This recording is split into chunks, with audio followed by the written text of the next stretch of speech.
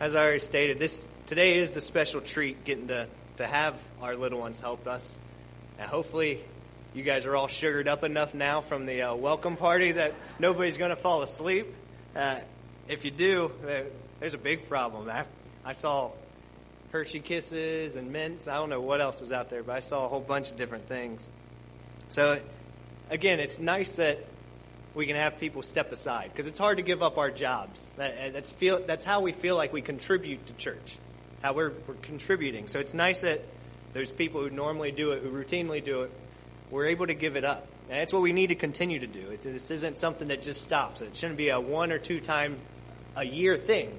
We have to learn to include our teens, our preteens, and the little ones, that we can see they can memorize God's scripture. They can hand out candy. They can welcome us. They're the friendly faces that we see as soon as we come in the door. And it's a good feeling. We see their attitude. We see that character that they bring with that. And it's one of the great things that we need at this time of year, where we're steadily approaching the spring holy days and the beginning of this new annual cycle of God's plan and what it is that He's doing with us and teaching us. So for today, I have 2 questions or comments, if you want to take them that way, of what I want you to keep in the front of your mind as we go through the sermon today. And the first one is, what kind of Christian worker are you? What kind of Christian worker are you?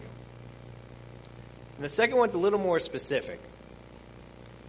Are we servants, or are we hirelings? Are we servants, or are we hirelings? If you would, go ahead and open your Bibles to John chapter 10. We're going to spend a bit of time here in John 10 going through this, and then we're going to turn back to it a little bit later and go through it in more detail. But John chapter 10, we're going to read it from verse 7, starting in verse 7. We get some information here as exactly who Jesus Christ is and what He does for us. But what happens is He explains this to the people around Him, and they didn't understand it the first time. So right at the very beginning of John 10, He goes through this, and as oftentimes with His parables, it was misunderstood. They didn't quite get what He was trying to tell them. So in verse 7, we pick up Him reiterating what it is, Him actually retelling it and saying, okay, you didn't understand, well, here you go. This is what you have. And that's what we get here. John chapter 10, starting in verse 7. He says, "Then Jesus said to them again, 'Most assuredly I say to you, I am the door of the sheep. All who ever came before me are thieves and robbers, but the sheep did not hear them. I am the door. If anyone enters before me, he will be saved and will go in and out and find pasture. The thief does not come except to steal and to kill and to destroy. I have come that they may have life and have it more, and that they may have it more abundantly.'" In verse 11, "I am the good shepherd. The good shepherd gives his life for the sheep. But a hireling, he who is not the shepherd, one who does not own the sheep, sees the wolf coming and leaves the sheep and flees. And the wolf catches the sheep and scatters them. The hireling flees because he is a hireling and does not care about the sheep." If we think about this, in the sheepfold, they had different ways of doing this. Sometimes they would use a cave in order to protect the sheep. If they didn't have a cave, they sometimes built sheds, or what we would see is some type of pole barn. Something to that magnitude is probably not what they did. It was probably smaller. But if they were out in the field, they would build a wall. They'd use either stones or branches, anything they could find to actually build walls. So that once they had the sheep corralled, they would be protected except for the one way in and out. And they would be that doorkeeper. So the shepherd functions as the one who lets things in and out for safety, for protection. And that's what Jesus Christ was for us. Jesus Christ sacrificed His life. He gave us salvation. And all while, still today, protecting us, guiding us, giving us security and safety. He's always with us. And all this time, we're supposed to be performing our jobs. as we go through life. So let's begin breaking this apart a little bit. We'll get into some of these details. If we look at verse 11, it says, I am the good shepherd. The good shepherd gives his life for the sheep. What exactly is a shepherd? I gave a couple details, but it's really astounding what capacity shepherds played when it comes to keeping sheep safe. They are the guardians. They're the protectors. That's what they are. Another good term would be a servant. A servant. What we saw our youth doing today. Serving in different capacities. That's why I wanted to correlate today, because we've seen them get involved. We all have to be involved. We all want to be part of that. These shepherds, they tended to own the sheep. Either it was theirs or it was the family's. So they had something invested into these sheep. It was something of value. It was worth them. They cared for those sheep. If the sheep were in the field, they were in the field. If the sheep slept in the field, they slept in the field. They didn't leave them. They didn't stray from them. But they were always concerned. They had this deep love and care and concern for the sheep at all times. It took drive. It took commitment on the part of the shepherd. They had to always be there. And they had to always be on guard and be prepared for anything that approached. And so we see how important it was and how much dedication it took for them to be part of that. We know that they didn't want to lose any of their sheep because that was their livelihood. That was oftentimes what brought the family money, which would be food, what they could trade, whatever they needed in those times. So that was something that they valued from their flock. So anytime they lose one, that was a big hit to the family. If you go over to Luke, we see a perfect example of this in one of the parables that Christ explains. Luke chapter 15. Leading up to this, Jesus Christ is being criticized for who he was socializing with, who he was spending time with. Christ wasn't around those who were well-educated all the time. He wasn't around those who knew their scriptures. That's not who we see him spending time with. It ended up being the sinners, the ones that were struggling, the people who were thought were lower class. That's who he spent his time with. And so the Pharisees were all over him about this. They didn't understand it. They thought he should have been with them. If he was this righteous person, he should have been with them, not with the sinners. But we understand after some of the explanations that we get. Luke chapter 15, verses 4 through 6. He says, "What man of you having 100 sheep, if he loses one of them, does not leave the 99 in the wilderness, and go after the one which was lost until he finds it? And when he has found it, he lays it on his shoulders. Comes home, he calls together his friends and neighbors, saying to them, 'Rejoice with me, for I have found my sheep which was lost.' I say to you that likewise there will be more joy in heaven over one sinner who repents than over 99 just persons who need no repentance." Christ was making the point that when somebody's struggling, that it's one person that matters, not the 99. That we have one person who's falling away. And it was because those other 99 were safe.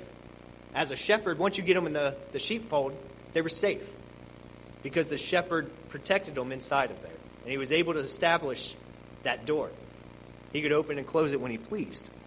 And so he made sure that they were safe. They weren't going to be in danger. And he went to the one who was in danger. The one that was vulnerable to either the elements or animals, whatever it may be, poachers, somebody looking to take some of the sheep. And as servants, because that's what we are all supposed to be. We're all supposed to be servants. It's our job. We're expected to care for the sheep. We're expected to care for each other. And all of this happens in different capacities. We all have different gifts. We have different roles. But we all fit together. We all blend. And that's why God's called us as individuals into this family, into this unit that we're supposed to continue to love and share and care for the single sheep, the individuals that are lost, the ones that need help. because God views us as high value. We're all a priority in God's eyes. He doesn't throw any of us to the side. He wants to protect all of us. Shepherds in the field were servants continuously. It was a continuous state of servitude. They were watching over that flock. We've been given a similar role because we get to live with each other day in and day out. Each week we get called together on the Sabbath to figure out how we're doing. If you go ahead and flip back to John chapter 10 again, we're going to start going through that again. But as you turn there, I want to explain some of these dangers a little more thoroughly. So go back to John 10. We can think about some of these dangers in the field. Back in 1 Samuel 17, 34 through 36, we see King David, when he was a young man, talking about being in the field, being that shepherd, that servant to the flock. And he explains that, one of the things that he had to do, he killed a lion and a bear. These aren't wolves. For me, these are step up as far as how vicious animals are. And this is what he had to fight in order to protect his sheep. And he was willing to do it. And he did it. Is this how we feel towards our brethren? Are we willing to show the dedication, the commitment?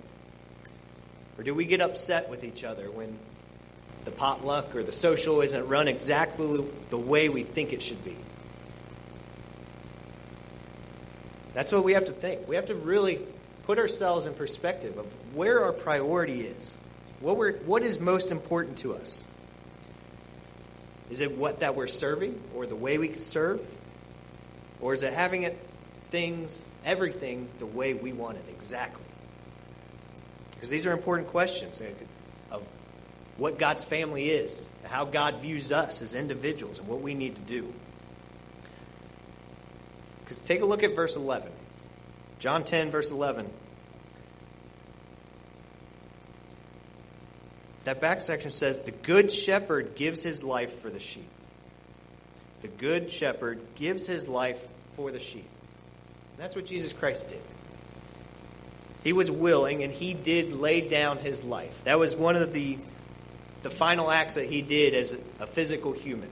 That was the final act that he did.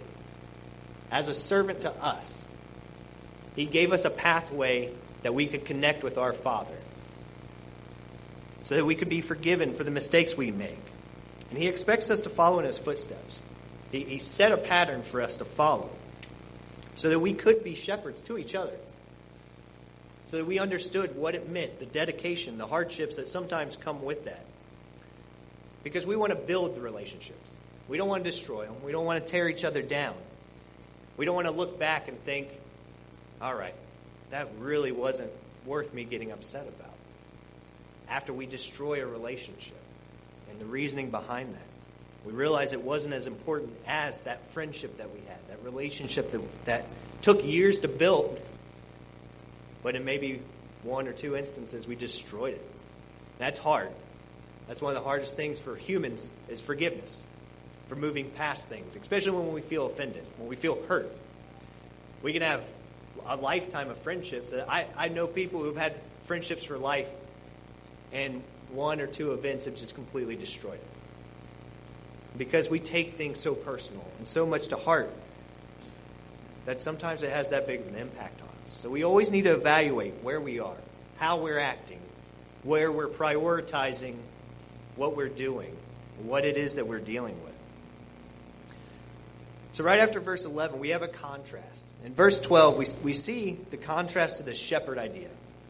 Verse 12 says, "But a hireling, he who is not the shepherd, one who does not own the sheep, sees the wolf coming and leaves the sheep and flees. And the wolf catches the sheep and scatters them." A hireling is somebody who's looking for work, somebody who's looking for some type of paycheck, a wage. They're willing to fulfill a job role for some amount of money or some type of reward, whatever it may be, whatever the agreement was that they came to. Think about the last job you had. Before you took a job, before you signed the contract saying that you were going to be part of that company, you got a list that said, this is your job expectations. These are what we are expecting you to fulfill. And for you teens and kids, it's kind of like your chores.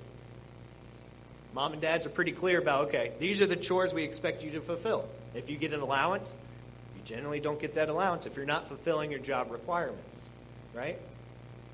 That means when you're supposed to pick something up, it's not pick it up from one room and go into the closet and throw it in the closet.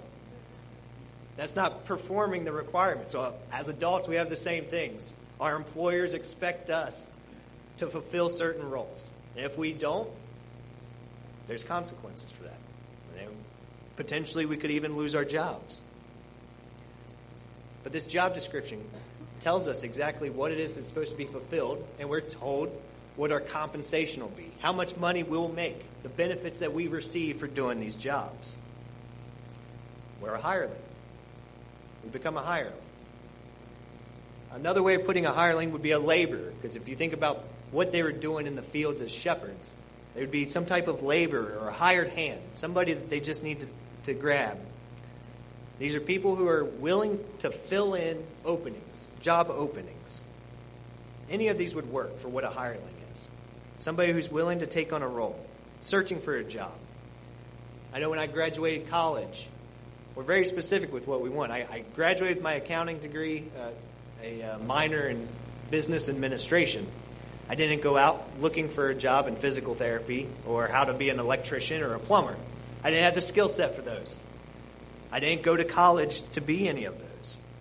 So we understand that we have to be very specific with what the criteria is that when we're searching for jobs, what we're willing to do, what we're able to do, what we have the capacity, the training, the skill sets. If I didn't have a skill set to perform my job, I wouldn't apply for that job. There's people who sometimes do apply for jobs that they don't quite have the skill sets for. So you have both of those. If for me, I didn't have them, so I ran from it. I avoided that job opportunity. Some people get into them, and at some point along the lines, they're expected to fulfill these requirements, and if they can't, oftentimes they run from it. And we see the same example of the hireling. It talks about when the danger came, they ran. In verse 13, it explains to us exactly why they ran. We understand what this means to be a hireling. So look at verse 13.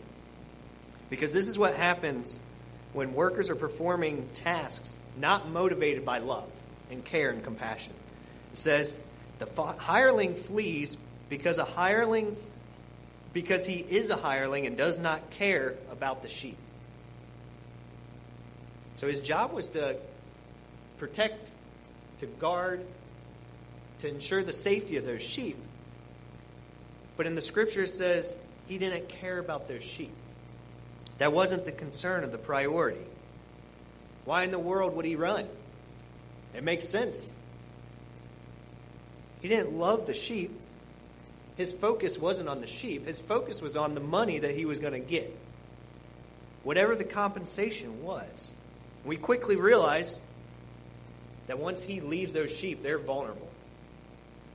They have no protection. They have a limited defense. I wrote limited defense, and I was thinking about it on the way here. They have no defense. I don't know of anything that a sheep has. I don't know of anything that is afraid of a sheep. So much so, we use sheep to put ourselves to sleep. That's how tame they are. We count sheep in our head. 1, 2. Now, hopefully fall asleep soon. We're not counting sheep all night. But they're so peaceful. There's nothing dangerous or harmful that we can think come from a sheep. So when the hireling leaves, they're completely vulnerable. They're alone. So when it boils down to a hireling, when at their core, they're basically a mercenary. And that's not a term that we really think kindly of. I imagine most of you go to some type of military idea when we hear mercenary. But all a mercenary is, as an adjective, mercenary means a person or behavior primarily concerned with making money or other reward. A person or behavior primarily concerned with making money or reward. It's all about what they're getting. Ethics go out the window. That's why the hireling left. There was no love. They didn't worry about that. Ethically, we would be concerned about something, an animal that would be vulnerable. But they were more concerned about the pay. They were only concerned about the pay. They're not vested in the sheep's safety or well-being at their own expense, at the expense of their life. Because if they die, they don't get to spend their money. What's the point of having that job to them? To them, there's no reason to do that if they're going to die. Because their whole purpose was to get the money. As servants, as protectors of God's children, are we worried about the physical things? Or are we worried about each other? Are we willing to fend off the wolves? Or the bears? Whatever it may be in our life that comes into our family and jeopardizes our family. Our safety, one another. How do we view our brothers and sisters in Christ? Are they able to give us something? Are they providing something to us? Do we have that hireling mentality? Are we willing to help? Are we willing to help somebody else when it's convenient for us? When we don't lose anything? When we're not putting anything on the table? There's no burden on our end. Are we willing to help then? What about when we have to give up something? I mean, it's definitely easier when we don't have to go out of our way to help. But are we willing to do anything? Are we willing to sacrifice? Are we willing to make the sacrifice to be a shepherd at any point in time when one of the sheep need help? Are we a true servant or are we a hireling? This is what God is asking us. This is what He's asked us in this life. He's asked us to be a servant. So we need to make sure we pay attention to how we're acting, what we're doing. We can find another example of this over in Matthew chapter 20. There's a different twist on this one. There's nothing in danger. There's no wild animals. There's no harm that's going to be done to anyone. But in Matthew chapter 20, verses 1 through 16, it's a pretty long section, but it's important to read this whole thing. Because this example is going to boil down and it's going to discuss the fairness. The fairness comes into play when we're talking about this. That's kind of what the hireling was with the sheep. Is it fair that I lose my life and I don't get my money? Or am I just going to be the servant? So let's read Matthew chapter 20. Let's go all the way down to 16. It says, "For the kingdom of heaven is like a landowner who went out early in the morning to hire laborers for the vineyard. Now when he had agreed with the laborers for a denarius a day, he sent them into his vineyard.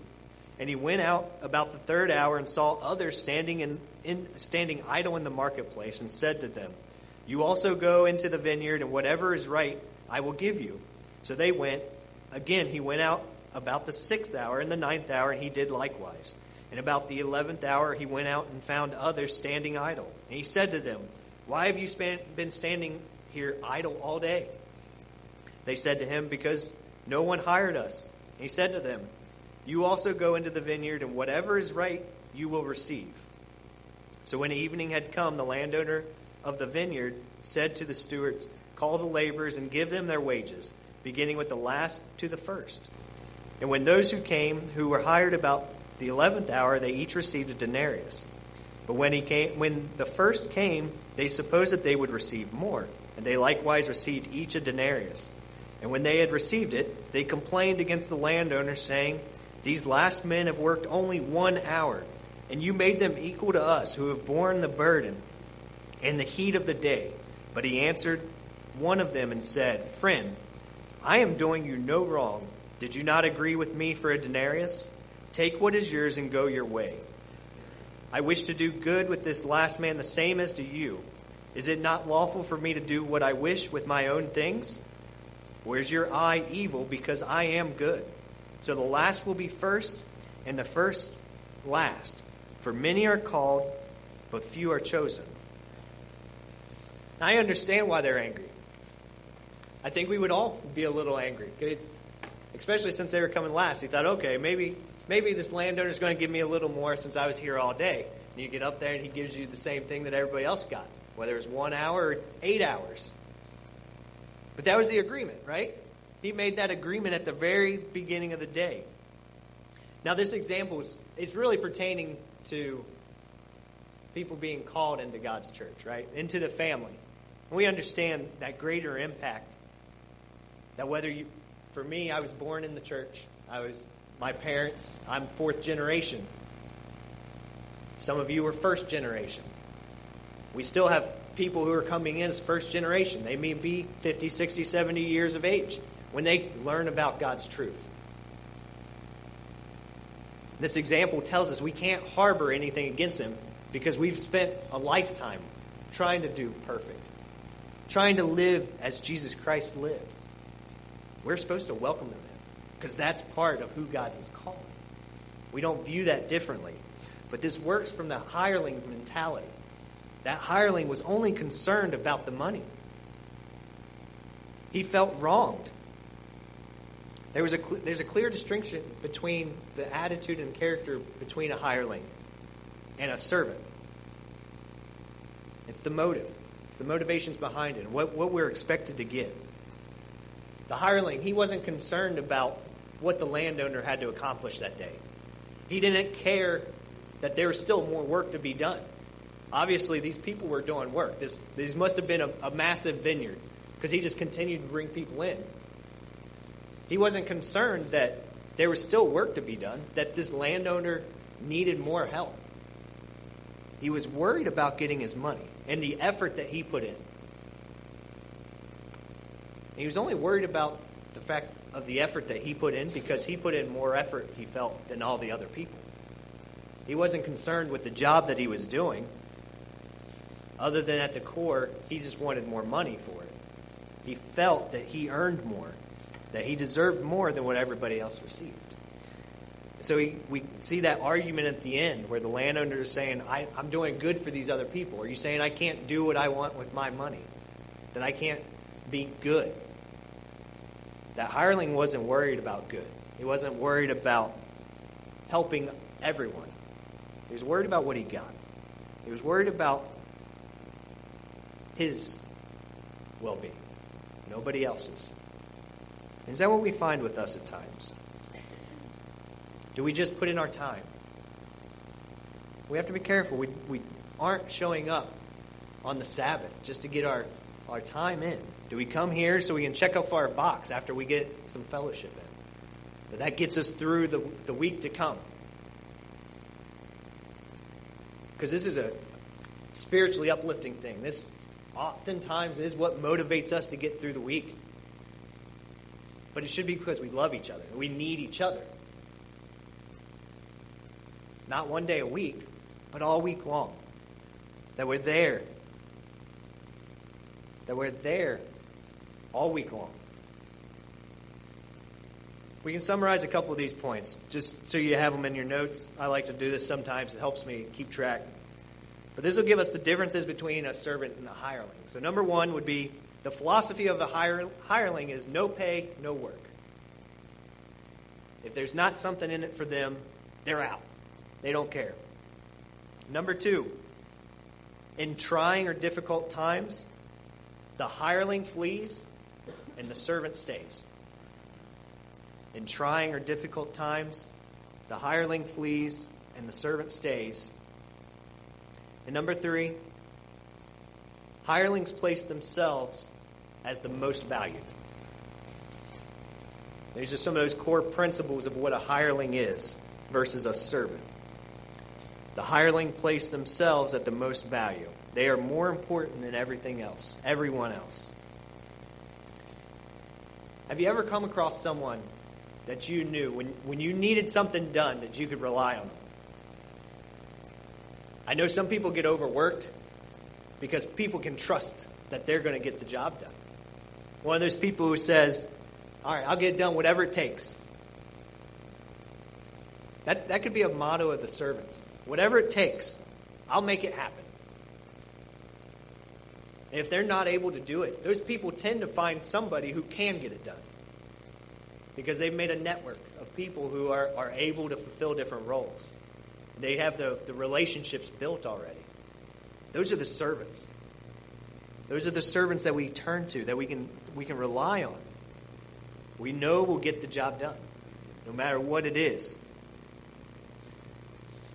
This is so important this time of year. As I said, we're coming steadily up on the spring holy days. You probably don't need a hint. Half of you are probably already strategizing how you're going to get all the leavening out of your house. If you're like us, we start dividing out the cabinets. This stuff has to be eaten. Oh, so sad. I have to eat all the cookies. It's not the worst thing in the world.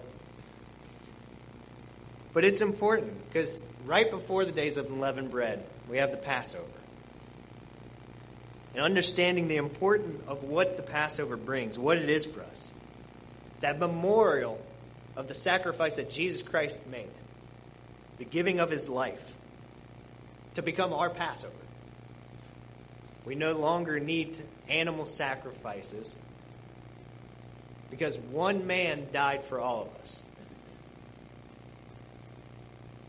He bore the sins of all humanity.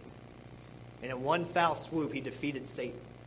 And that's what Passover is all about. That memorial of what he's done for us. If you would, turn over to 1 Corinthians with me. 1 Corinthians chapter 5.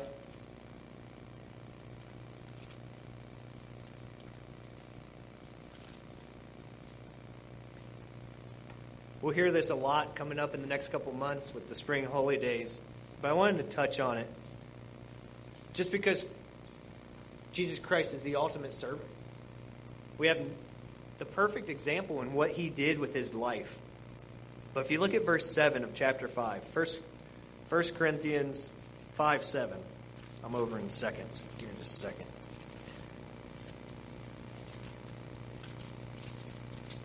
It says, "Therefore purge out the old leaven, that you may be a new lump, since you truly are unleavened. For indeed, Christ, our Passover, was sacrificed for us."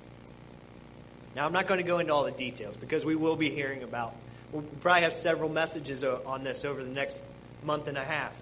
I think we're 40-some days out from the Passover and the days of unleavened bread.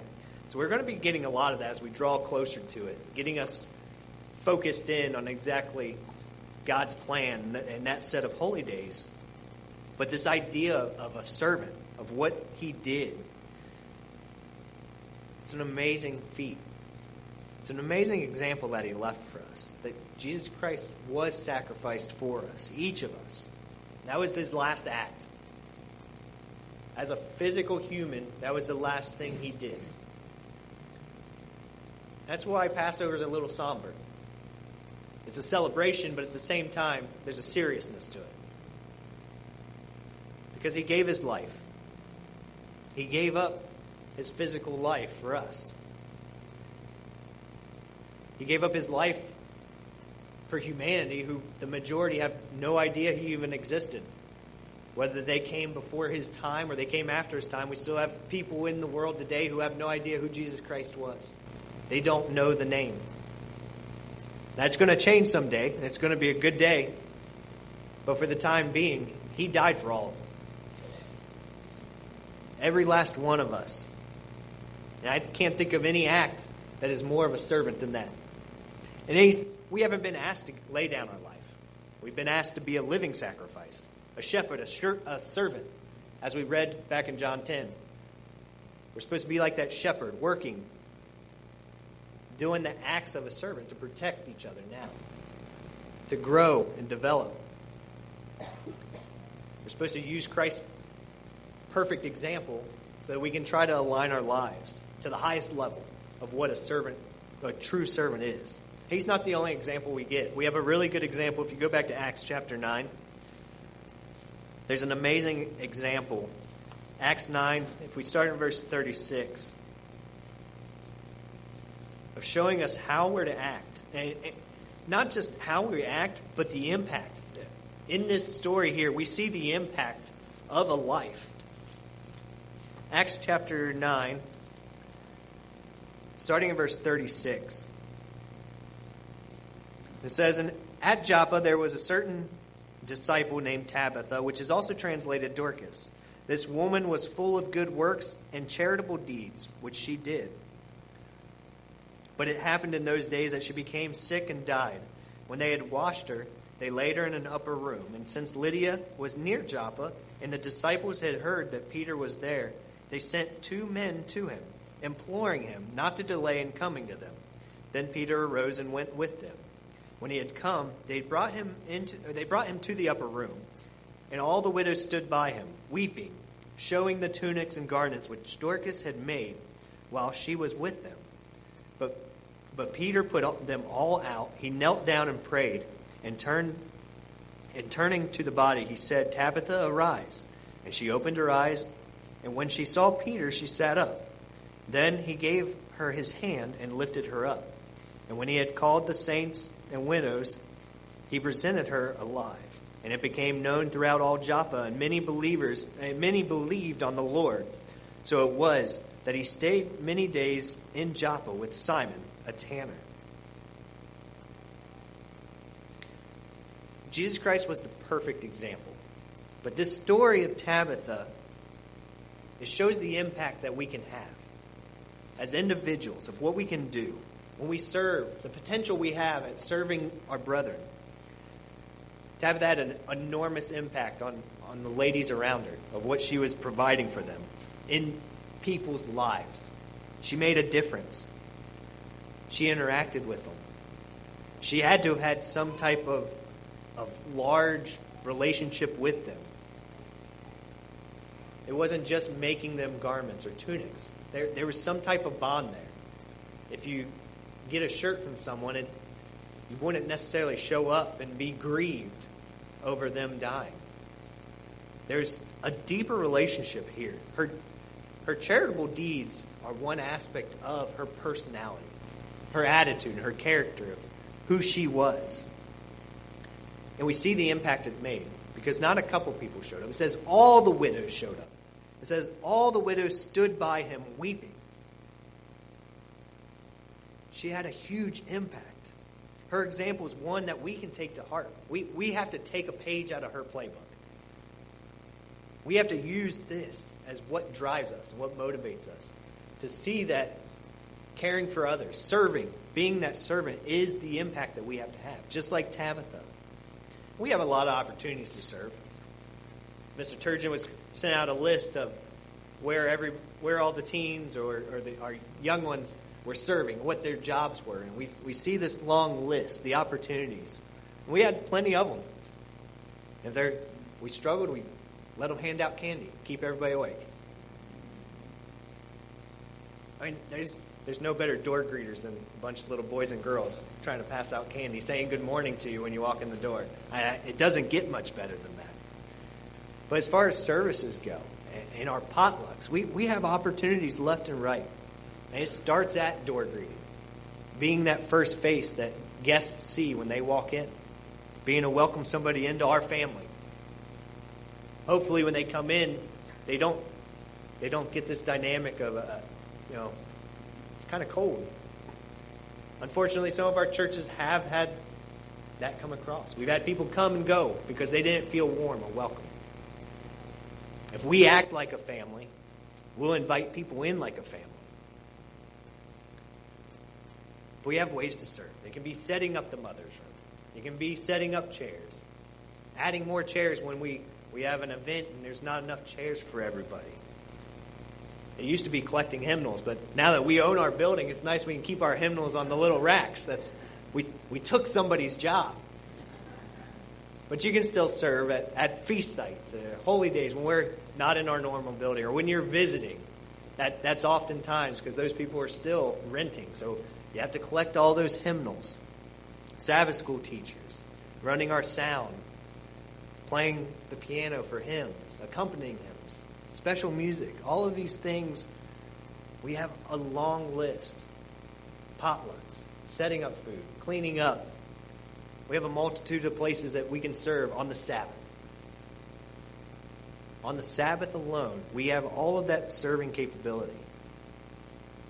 But we can't forget about the week.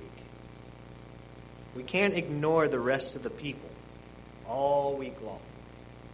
our brothers and sisters. Because we won't be a family on one day a week if we're not a family all week long. It just can't happen. It's impossible. We can fellowship. We can get to know each other a little bit. But that's not enough. That's not going to help us to become a strong family. It's much easier to build those relationships when you're sitting on someone's couch. Or when you're setting aside time to have lunch or do something with somebody. It all boils down to understanding what's going on in somebody's life. They're not going to open up to you if you don't have some type of relationship. They may have a huge health difficulty. They're not going to talk to a stranger about it. They're not going to say what their needs are. So unless we build these relationships, we're not going to know how to help. And a lot of people do. A lot of people have trials where they're shut down. They need help mowing their grass. Or they need help doing a couple loads of laundry. Or maybe it's getting some clean dishes. Or running to the grocery store. They can't get out of their house to get groceries. We have to build these relationships now so that we know what we need as a family. Normal everyday tasks for somebody going through a trial are devastating. Trials can lock us down and just shut us down completely. And then we need help at times.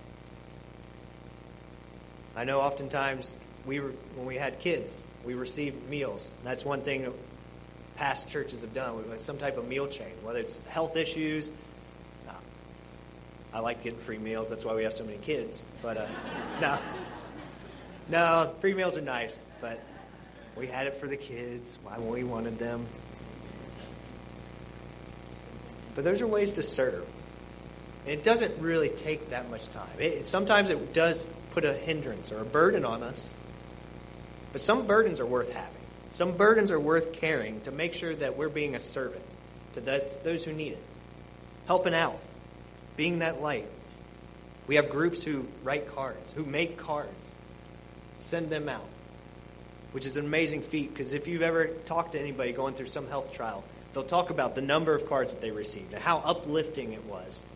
That's what got them through the day. They didn't feel like getting out of bed. But when they knew they got to their mailbox and they had 15, 20 cards in there of people who were praying, who were thinking about them, that's what got them up every morning. And that's what kept them moving. We have shut-ins who sometimes just need time. They just need us to stop in. They need to sit and they talk. Some people need to just talk. They don't even have to be shut in. They just need somebody to give them a hug. Somebody to listen an hour. We have some that need help. Some need to be set straight. They need some guidance. We need to talk to them. But you can't do that unless there's a relationship. We can't help each other unless we've built something over time. Sadly, in Deuteronomy chapter 15, we see the extent of the pain side of this world, what it means that there's going to be some of this still going on. Deuteronomy chapter 15. Because it would be nice if none of that existed, if there was no pain or suffering. But we don't live in that perfect world yet. Here in Deuteronomy chapter 15 and verse 11, this can be hard to swallow sometimes, but it says, "For the poor will never cease from the land. Therefore I command you, saying, you shall open your hand wide to your brother, to your poor and your needy in your land." We're told they're never going to fully go away. It's impossible because of what we've created as a human society. God's world, it wasn't intended for that. But God did make laws. He taught Israel how to care for those people. Some of that involved not reaping all of your food, leaving the corners of your fields so that the needy had something they could eat. He set up these ways to try to stop this. Even though we created it, he taught us how to try to fix it. We, as a society, no longer do anything close to that. We set up programs. Our government has set up programs. But obviously it's not working. We still have people standing on the street needing money, not having a house. We have soup kitchens left and right. If you wanted to ever serve, you could find probably 10 of them within Indianapolis, anywhere close, of people who need help, ways to serve, whether it be physical or spiritual. The Bible tells us there will be needs. They won't ever be gone until there's a new government established. And it's hard to swallow. It's hard to realize that we've screwed this up so much. But as we go through God's plan, we understand that His plan's going to take hold. He's working on it right now. It's not just idle. He's working on a group of people that are supposed to be the servants, the caretakers, who can be the example. And He never overlooks what we provide. Take a look at Hebrews chapter 6. Because it's easy for us when we're giving up our time and our energy and we're focusing on others and their needs. We feel like there's nothing reciprocal of that. And we're not getting anything out of it. And sometimes we don't. But that's not why we do it. We do it because we're the shepherd. We do it because we're the protector and the caretaker. But Hebrews 6, if you look at verses 10 and 11, it says, "For God is not unjust to forget your work and labor of love, which you have shown towards His name." The love that we show towards His name. That is caring for His children. That's caring for His family. That's how we show love towards His name. That's how we're being the light, obeying His commandments, showing mercy and kindness to His children, doing our best to make sure no one's suffering. And He sees our efforts. He sees everything that we do on a daily basis, even if we don't think we're recognized. If we start getting that mentality of, all right, who is recognizing? Is anybody noticing what I'm doing? We start slipping into that hireling attitude, that hireling characteristic of what am I getting out of this? Why am I doing this? What is in it for me? But we're supposed to be that shepherd, that servant, the one that protects. When you pick it back up in verse 10, and it says, "In that you have ministered to the saints and do minister. And we desire that each one of you show the same diligence to the full assurance of hope until the end." We do these things and we may not receive a reward. Not now. Not a physical reward, but we know what our hope is. Our hope is to be in God's kingdom. Our hope is to be part of the family. That has to be our only reward that we are concerned about. That has to be what our focus is. We'll continue to love God. We'll continue to love His children if we stay in that mindset. That our ultimate reward is getting to live for eternity. To be part of His family. That we will receive that promise. That promise that He gave us. Take a look at Luke chapter 17 with me.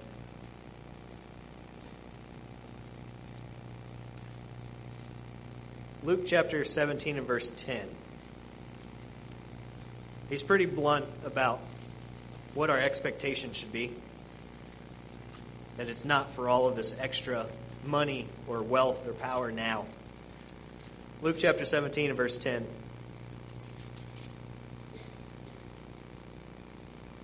It says, "So likewise you, when you have done all those things which you are commanded, say, we are unprofitable servants. We have done what was our duty. We are unprofitable servants. We have done what was our duty." We don't receive extra credit because it's what's expected of us. God says, this is what you're capable of. This is what you can do. Now do it. It doesn't matter what you get. Just do it. Because long term, I promise you, I'll give you everything. Because that's what He says. He's going to give us everything. He won't withhold anything from us once we're part of His family.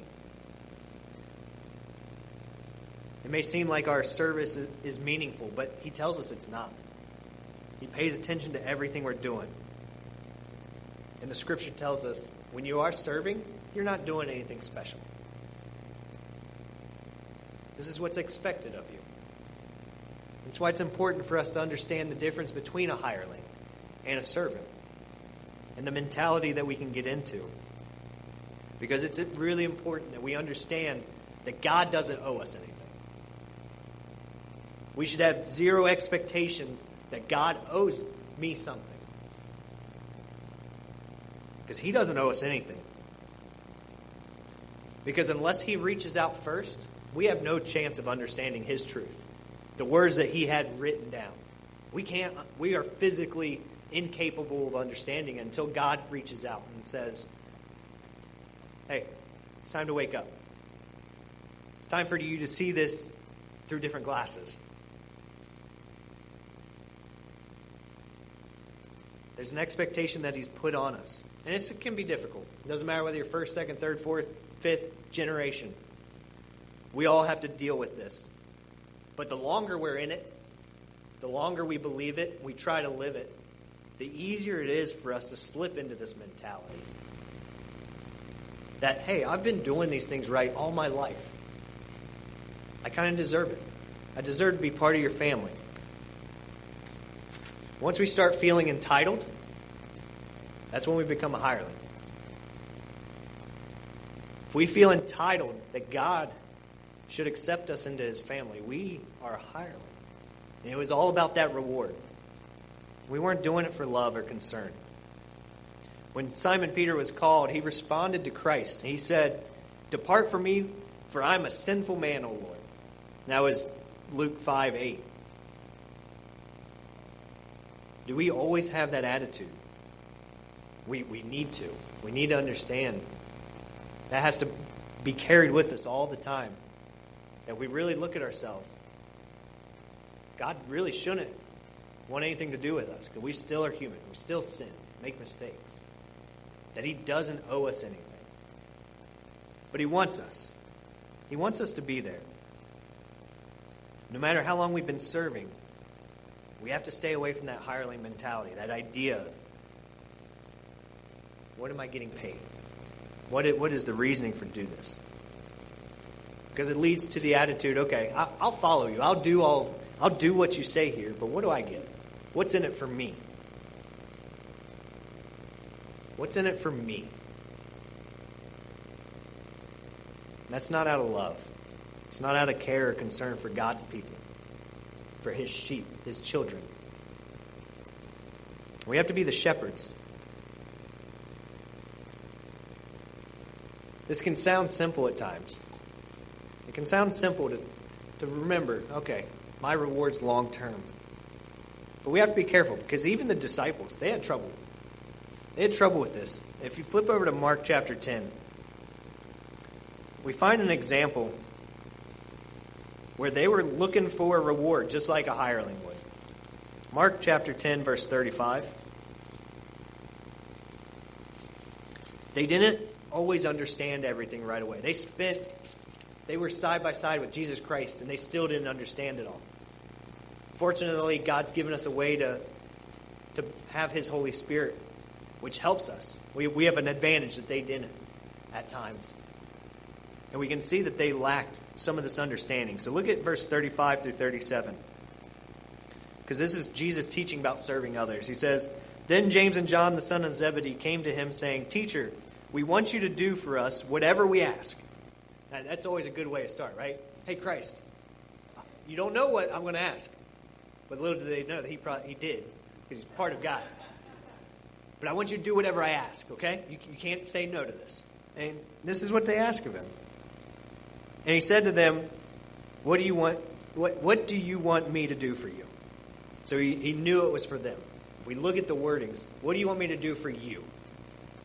He says, they said to Him, "Grant us that we may sit, one on your right hand and the other on your left, in your glory." They wanted positions of power. They wanted those two positions of power to be right beside Jesus Christ, one on His left, one on His right. They were asking for a specific position of authority. They were more worried about the position that they would have than the serving that they were supposed to be doing and loving people no matter what. They were looking at, all right, I can do this, but what am I getting? We'll follow you. We'll do this, but what are you going to give me for it? You going to give me this seat? You're going to give me this much money? We can put anything in for our own personal lives as we go through life. All right, God, I've been following your laws. Are you going to give me this job? Are you going to give me this car? I really would like that car. Like this house. We can insert whatever we want. We can easily get into this mentality. We can look for the things that we need. We think we need them in our life. God supplies our needs. He doesn't always supply our wants. And we confuse what our wants and needs are at times.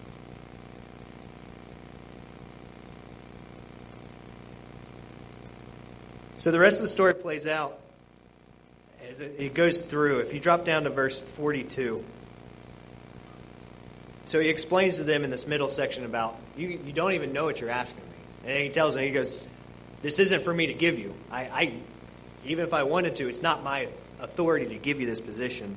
And then down at 42 through 45, we see the where he concludes here. He says, but Jesus called them to himself and said to them, you know that those who are considered rulers over the Gentiles lord it over them, and their great ones exercise authority over them. Yet it shall not be so among you, but whoever desires to be great among you, you shall be your servant. And whoever of you desires to be the first shall be slave of all. For even the Son of Man did not come to be served, but to serve, and to give his life a ransom for many. We have all been called to serve. There's no ifs, ands, or buts. We've all been given abilities or jobs that we can fulfill. There's expectations placed on us. Sometimes it takes time to figure out what we're actually capable of. And not sometimes. It takes a lifetime for us to figure out exactly what we're capable of. We continue to learn and we continue to grow. And sometimes we develop. Sometimes we develop these gifts. God's not just going to make us something. We have to work into it. He has to build us up to it. He prepares us for things. That's what this life is. This life is preparation for being part of his family.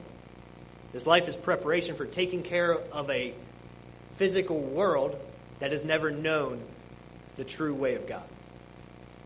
And we get to experience that. We get to be the first part of growing God's family. But we're not the last part of growing God's family. If we are servants. If we are servants. We have to grow and mature. That's why it's important to incorporate our young. Let them get some of this responsibility. Because they bring the energy, the love, that life that we need. Sometimes I've seen people get burnt out. They've done the same job for 40, 50 years in the church. And it's not a serving thing. They actually hate it. It's a burden. It becomes a burden. So not only are we helping each other not get burnt out, but we're developing our youth. Because they're coming after us. Hopefully they're all going to be here after us. That's our goal, is to keep them here. By keeping them here is to teach them what it is to serve. So they have a responsibility, that they are invested. They understand that this way of life is well beyond anything that the world out there can give them. That they recognize what it is to be a servant and not look for the reward. Not only need the money that's behind it. They can use this life and learn how to apply the gifts that God's given them. And grow into that. We all work in different ways. He tells us, he goes, if I made you all noses, what's the point? He makes us fingers and toes and noses and ears, eyes for a reason, because he needs all of us. He doesn't need all of us. We all need it, all of us. We're complete. We complete each other. And we all work in different ways, but we all have to have that same title. We had all better be a servant. That has to be our identity. That has to be who we are. So I ask you today, are you a servant or are you a hireling?